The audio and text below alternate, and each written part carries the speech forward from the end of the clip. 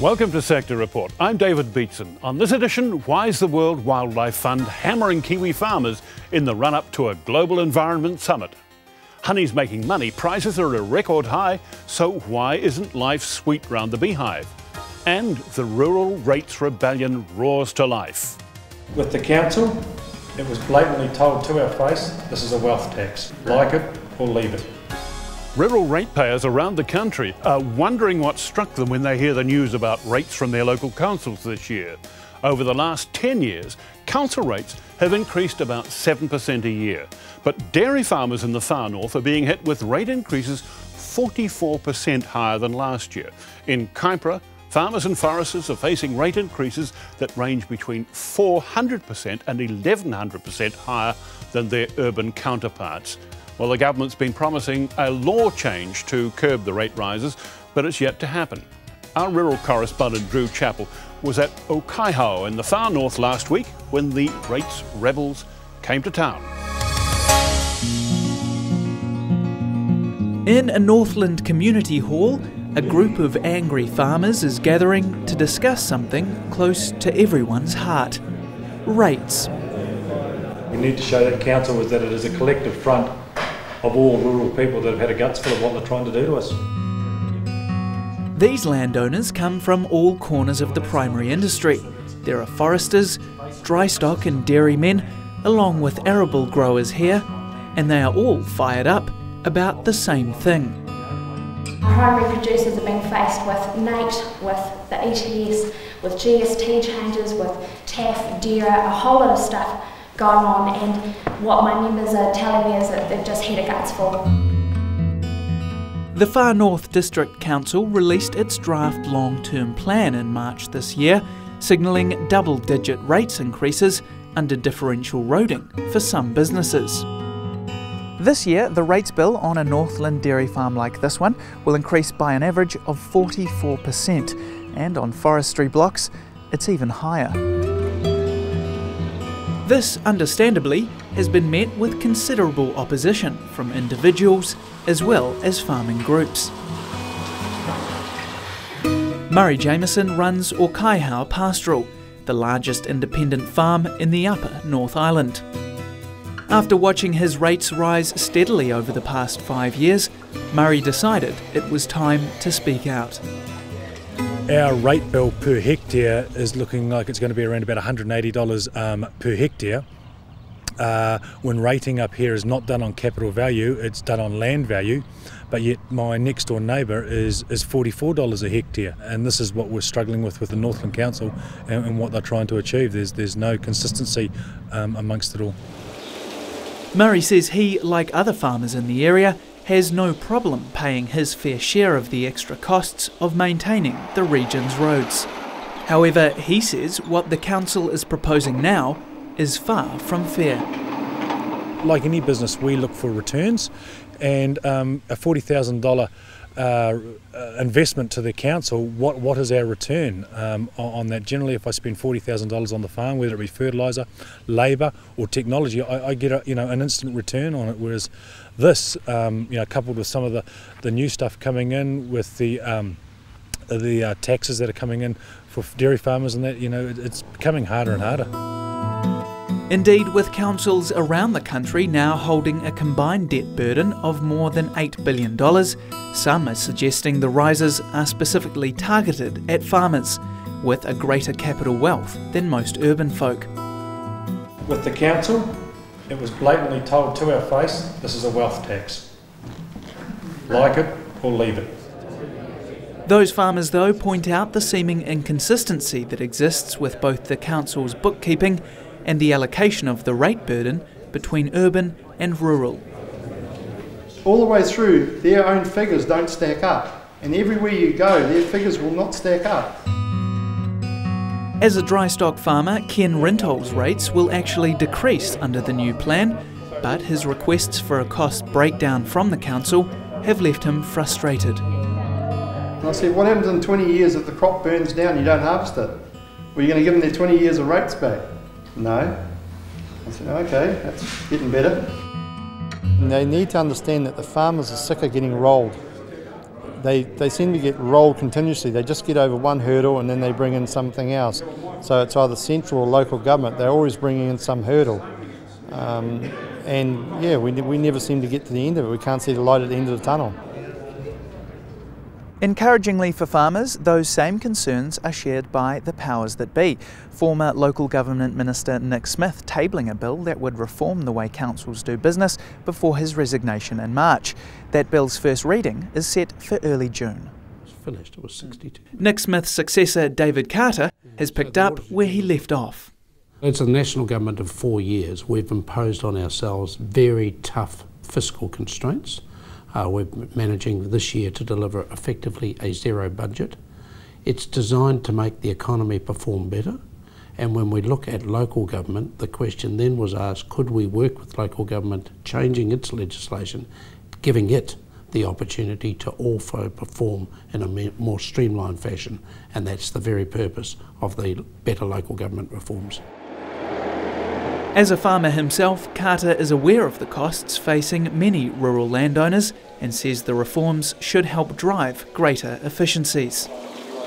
I think that farmers pay a very large rate burden compared with what they get delivered from their councils. Having said that, this legislation still gives the responsibility for setting rates and how they set rates for the council to determine. But a council will have to take into account the fiscal constraints that we impose on councils as they're setting their rates. The country's largest farming lobby group welcomed the news of the review with one significant reservation. One of our first comments was that, listen, this is very useful, but where is your funding review? Because we've always had an issue with the way some of these councils fund their rates. Federated farmers have tried to bring attention to what they believe is the fundamental flaw in councils' funding policy for some time. With most of this rating based on capital values for many areas, land values and some others, farmers, because they've got big capital assets, do pay a disproportionate amount of tax, of rates in many areas. And of course, what we know as farmers is just because your capital sum might be larger, doesn't mean your cash flow or your ability to meet those rates are any better. So it really is, for many of our members, like another mortgage. These things are onerous. Back in Northland, we wanted to speak to the Far North Mayor about the rates rises that some are saying could force them out of business. But he was in France, so we spoke to Communications Manager Richard Edmondson. The Council has received more than 1,000 submissions about rating proposals in the draft long-term plan, and most of those are actually in favour of the rating proposals in principle. Now, we are aware that some sections of the community are opposed to some of those rating proposals. Councillors will be taking those views into consideration when they finalise the plan at the end of next month.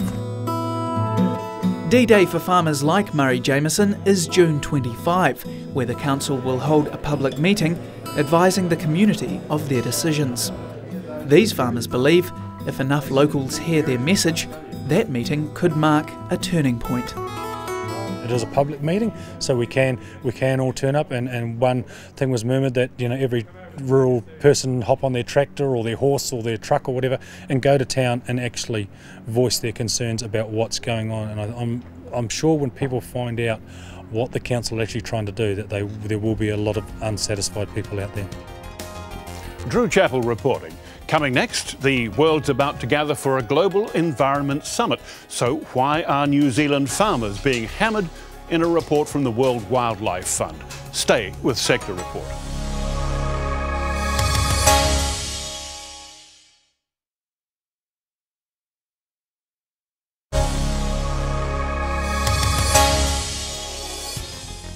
It's 20 years since world leaders met in Rio de Janeiro and made commitments on a series of environmental challenges.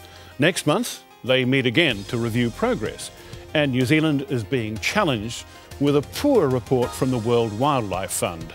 According to the fund, we're falling short on greenhouse gases, water quality, land and marine biodiversity, fisheries, and education for sustainability. And the fund says the 86% increase in the size of our dairy herd over the last 20 years threatens the water quality of our lakes, rivers and streams. One of the critics joins us now, Professor David Hamilton, a specialist in lake management and restoration at the University of Waikato. Professor Hamilton, thanks for joining us. Just right at the outset, did you write or contribute to the report? No, I was asked to critique the report and particularly the freshwater section, in which is my main area of expertise.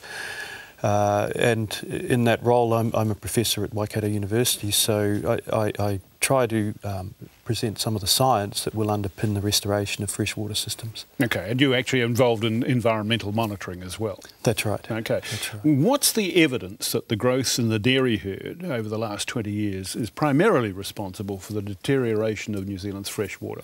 Well, we have to realise it's not any one factor per se.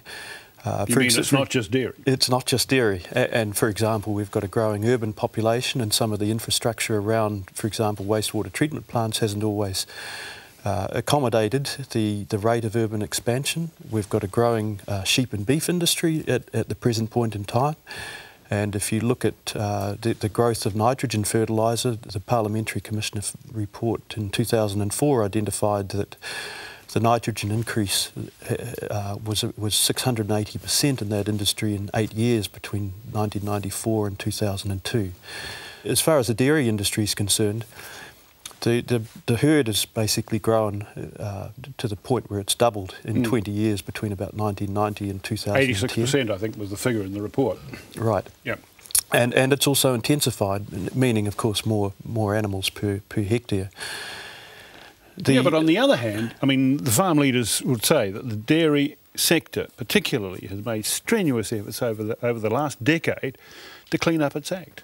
And I would say absolutely. The rate of fencing that's gone on, there's been a very big investment as far as that's been concerned. So do you think it's fair for the report to single the dairy farmers out in the way it has? Or at least the media coverage of it certainly has. Well, it's got to the point where we need to ask, particularly in some of the sensitive catchments, in other words, the catchments where we get nuisance algal growth and some of the lake environments. In that respect, it relates to the load of nutrients that they can assimilate. And we keep expanding and expanding, and ultimately there have to be some limits imposed. And we can't have the environment simply assimilating. There are limits that environment can assimilate, and when it can't, it's expressed in nuisance algal growths typically. The dairy farmers have actually say they have done a significant amount of work to reduce runoff into rivers, and yet the environmental indicators are still deteriorating. Why is that? It would seem to me that if they've done work and they've cleaned up the act, you ought to see some of these measures turning around. Well, we need to look at the reporting statistics for a start. And the Clean Streams Accord in 2002 represented the present point of knowledge at that time, that fencing off was designed to stop the deterioration. The reporting for the Clean Streams Accord is quite interesting, because according to the two independent consultants that report on milk quality to Fonterra, they indicate that 99% of streams have now been fenced off, easily meeting the Accord target for 2012 of 90%. However, MAF indicates that it's only 42%. Well, who's right? Well, can you tell me categorically who's right? It depends on the way you define it. And that 42% relates. It's a hell of a difference. That 42% relates to the fact that the remaining 58%, cows on those farms still have access to waterways that aren't fenced off. Okay, but I mean, how good are all these measurements? To be honest, how good are they? I mean, we've got 22 different environmental performance indicators that are checked, and there are 60 altogether, I understand. They're not checked at the same time. I mean, can you be absolutely convinced that the information you're getting is keeping a decent track on things? Well, the indicators, the reason for those number of indicators is because you're looking at different environments, a terrestrial environment, air quality, water quality in lakes, water quality in groundwater. Take, for example, lakes. you have four indicators, four basic indicators: water clarity, nutrient concentrations, two different forms, and algal levels. Groundwater quality, only two indicators, and those relate to bacteria and they relate to nitrate concentrations. So really the indicators are there. What hasn't happened is that we haven't had the national overview that has set consistent standards until recently for councils to adopt. And I think that there's a much greater push now for those consistent environmental standards. In fact, the past Minister for the Environment, Nick Smith, pushed very hard to have consistency in national reporting and national standards so that councils would be able to confer and have directly comparable results across the whole country. If New Zealand is being singled out by the World Wildlife Fund and a report goes to this Rio conference, how are we going to stand against other nations? Well, if we look at some of the developing countries, I mean, tropical regions in the past 40 years, 60% of species having been lost, and that comes from World Wildlife Fund. That's greater than New Zealand. The reason why New Zealand is at risk is because we're a developed nation, and we have currently, we could be used potentially as a case study for some of the greatest rates of species loss of any developed nation around the world. And I mean, it's also not compatible with our image, of course. Yeah, but I mean, have those other nations actually gone through all these species loss maybe in previous centuries, whereas New Zealand is a young country? Potentially, but the other aspect is that they've now reversed it in many cases. Where there's a little bit of a discrepancy is that some of these developed nations may have addressed the issues of their locality or their country, but they haven't necessarily addressed the issues of resource depletion in developing countries that they are now utilising quite heavily and drawing upon for their own sustenance. And that's an issue at a global scale and relates to the globalisation. It also relates to the fact that our economy is predicated upon, in many cases, natural resource utilisation at rates currently that are not really sustainable. And the key to a sort of growing economy in many cases has been this extreme rate of natural resource utilisation, often beyond the carrying capacity that it can be replaced at. Professor Hamilton, thank you very much. Thank you, David. Professor David Hamilton holds the Chair of Lakes Management and Restoration at the University of Waikato. Now, after the break, honey prices are hitting a new high, so why isn't life sweet for the country's beekeepers?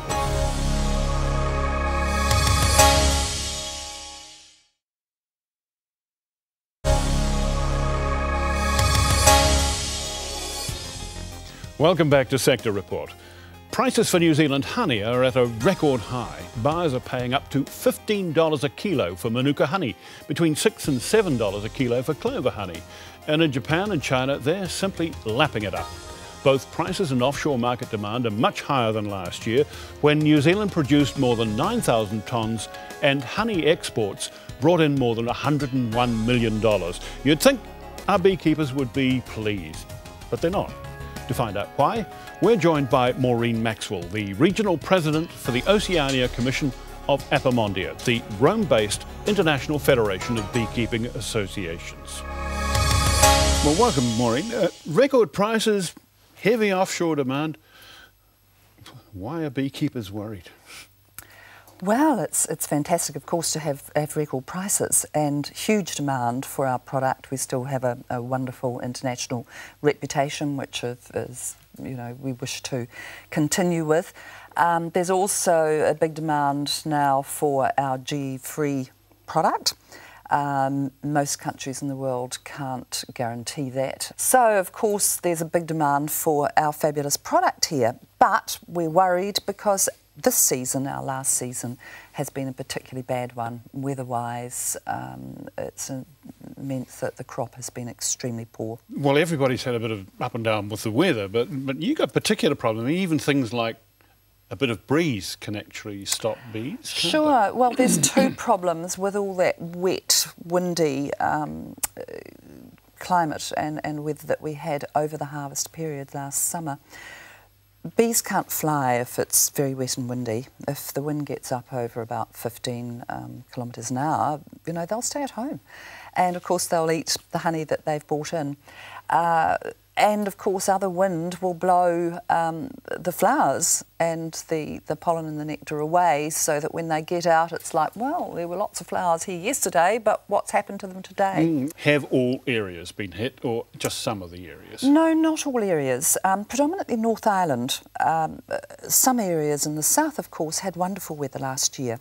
So in our areas that are traditional sort of clover markets, Viper's bluegloss, they had exceptionally good harvests, but this is more perhaps in the bulk market, and our very high earning manuka crops were particularly badly hit. Have producers been adopting any new approaches to try and get over the kind of problems they've had this season?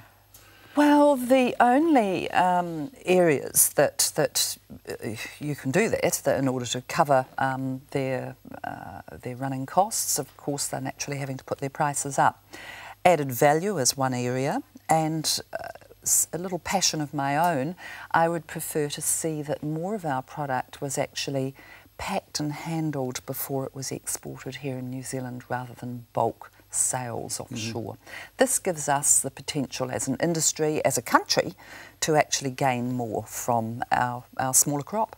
Well, one of the things I heard about was that some of the croppers are actually hiring helicopters to take hives where the manuka is, and so that's what, $160 a trip sort Yes, of thing? it is. That of course puts the cost up. If we're short on production here, are we finding rival producers from other countries are moving in to fill the gaps in the market and perhaps stealing shares of market from us? They are definitely trying. I was in Bucharest at a bee meeting only 2 weeks ago. There's a research centre as part of the foundation I was visiting that have over 100 scientists working full-time on bee research and honey research. Every country in the world is trying to find that special, unique factor, like we have with our manuka honeys, so that they can market that as a special honey. Now, with the domestic market in short supply down about 30%, price is high. Are we likely to see honey imported? We hope not. You hope not? We hope not. It's not, well, as a mother and a consumer, I am concerned that our premium product will go offshore and we will only have cheap imported product of an inferior quality available to us on our shop shelves. I think that would be terrible for our New Zealand health here. But the most important thing is that we don't want the biosecurity slips that would come in with that honey. There are a number of diseases that can affect our bees that come in directly in the honey. We've got the latest KPMG agribusiness report out, and it's talking about lack of cohesion, lack of strategy in many areas of agriculture, but lack of cohesion in the honey industry. How are you going to deal with a vital issue like biosecurity? And it sounds like you might have somebody saying, oh, well, let's open the market up this year. How are you going to deal with an issue like that if you haven't got the teamwork going on in the industry? Well, we're working really hard at the National Beekeepers Association that has the predominant number of members. We have a very strong executive, and we work in with the Bee Industry Group, which is predominantly South Island based, a much smaller group. So we're working really together really well as industry groups. However, beekeepers do tend to be individual people, and there are a number of beekeepers, some of the large producers, that don't belong to either of those associations. We would love to have everybody under one umbrella and members, so that we could actually lobby and represent the entire industry. But somebody once said, getting beekeepers together, it's a bit like herding cats. So well, we're trying hard. Yeah, okay. One way or another, it sounds like it's going to be a very interesting year coming up. We've got some good people working on it, and we hope to find a way through. Thank you very much. Thank you. Maureen Maxwell, the Regional President for the Oceania Commission of Apimondia, the Rome-based International Federation of Beekeeping Associations. And that's it for this edition of Sector Report. On our next edition, we'll be taking a look ahead at preparations for the largest agribusiness exhibition in the Southern Hemisphere, the 2012 National Agricultural Field Days at Mystery Creek.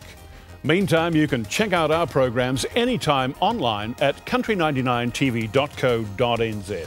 Thanks for your company. I'm David Beatson for Sector Report. See you next time.